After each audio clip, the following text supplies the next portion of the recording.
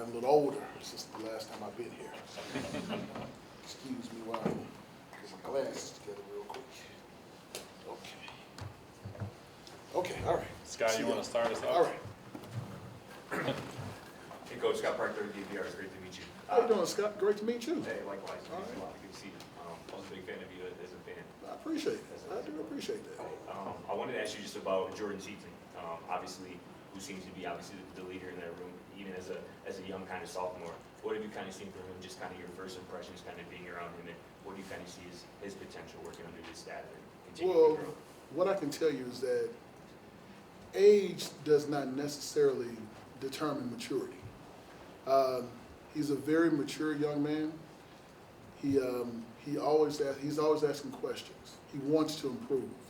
And so what is very interesting to me is that he's created this atmosphere of wanting feedback for every single thing he does. Most people think of it as attention, but no, he's looking to make sure it's correct. And I have to appreciate that about him. And I enjoy it about him every single day. Jake, go ahead. Hey, Coach. Good to meet you. Nice to meet you, sir. You didn't give me your name. Jake Schwann, it's DMV. How you doing, Jake? Good, doing well. Just for you, coming back to this program, what are the differences that you've seen in the time that Coach Prime has been here, and just being back in this building and really taking it in for yourself? Well, the first thing is the indoor. We didn't have one, so that's a major improvement. I'm so happy, that they have an indoor here.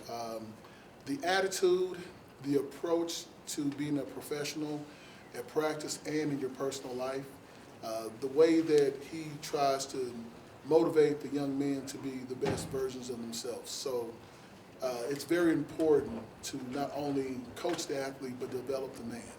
I think if you develop the man, you'll get way more in return from the athlete. Adam, go ahead. Hi, Coach. Adam Munster, Tiger 24/7 Sports. It's nice to meet you. Nice to meet you, Adam. Kind of building off Jake's question there. Did you ever think you would come back to Boulder, and what is it about this place that makes it special to you?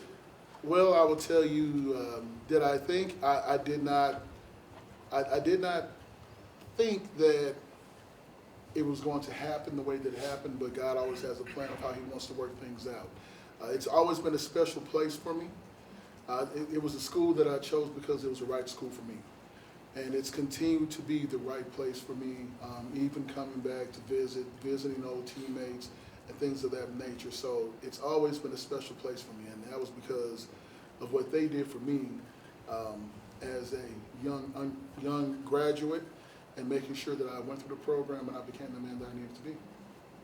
David, go ahead. David, I don't know if you're athletic. Two questions for you. First off, what were the key questions that Dion had for you when you were interviewing for this job? And two, I'm sure you paid attention to kind of the last 2 years of the program from the outside and now being on the inside. What are the things that you've learned about how this program operates that you didn't know? Okay, well, key questions that he asked me, I think he was more interested in the development of the athletes. What are you going to do to develop them? How are you going to relate to them? What are you going to do to get this person from point A to point B? And it's been a passion of mine to develop people around me. And so I think that's what he was really interested in, and that's what I really focused on. As far as the changes, your second question was the changes to the program? No, just having watched the last 2 years from the outside and now being on the inside, what are the things that you've learned about being inside that you didn't know? These guys are hungry. These guys are hungry. They're looking for the right picture for what it looks like for them to achieve what they really can achieve. They need to be pushed. They need to be loved on. They need to be groomed and matured. They need to be transitioned and developed into what they're going to be, and to really look at that picture to try to figure out how to get there.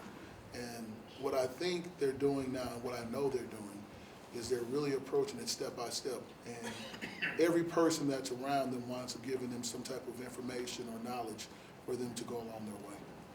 Two more, Brian, go ahead. Hey, Coach. Brian Howell, Boulder Daily Camera. Nice to meet you. Nice to meet you, Mr. Brown.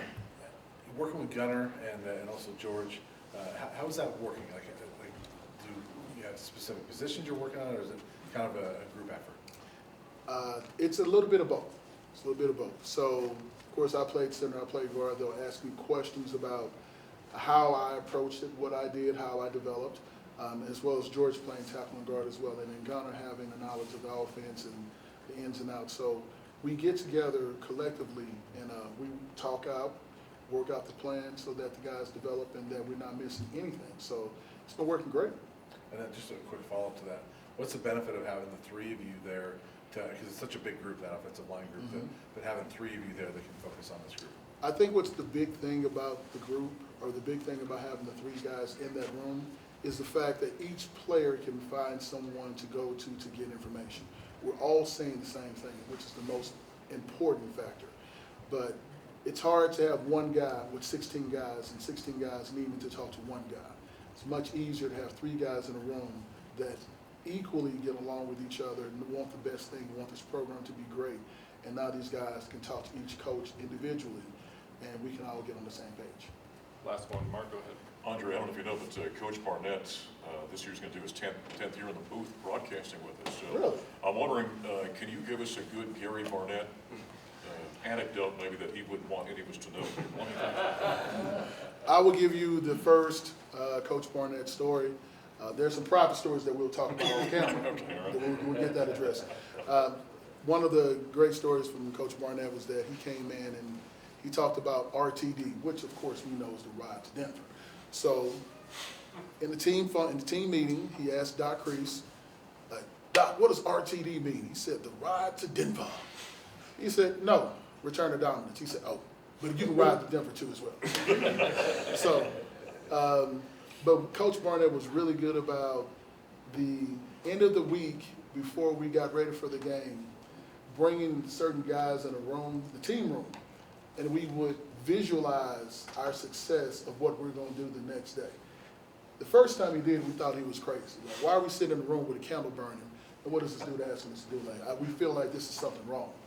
But as we kept doing the process and we kept going through it, we started to see and envision certain things that were going to happen on the field, and it wound up working for us. So you visualize it, you thought about every single detail that was going to happen in the game, and then when you went out to the game, it just felt like it was normal. Yeah. Thanks, Coach. Thank you, guys.